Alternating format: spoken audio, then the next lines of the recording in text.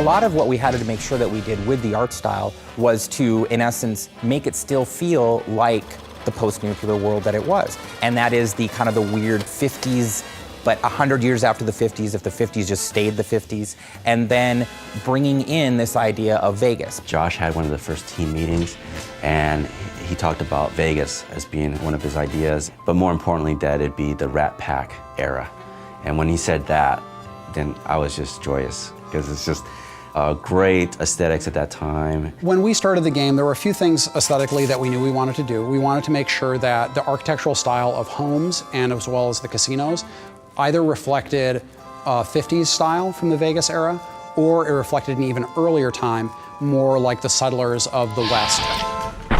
But it's all about Vegas. And so we want to make sure that we have this feeling of sort of this neon, and again, it feels like you're going in there and you're playing around with the mobsters, you're playing around with the Rat Pack. The scope of this game is massive. You have basically a city in the middle of this area, and then the territory stretches all around the city and does stretch out all the way to Boulder City and to the dam. When doing Vegas, we didn't want to neglect any of the surrounding areas around Vegas. We wanted to make sure that we had Fremont Street realized, and we have a location called Freeside in the game before they even hit Vegas. And I think once they get a taste of that, they're going to be suitably intrigued to go, okay, well, if that's Freeside, hell, I wonder what Vegas is going to be like.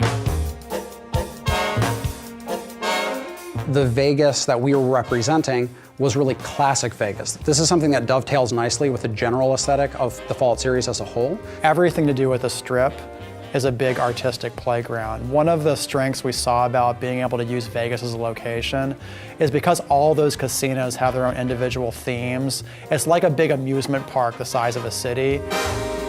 And not only do designers have a lot of fun doing quests for those areas, but artists have a fantastic time going, you know what?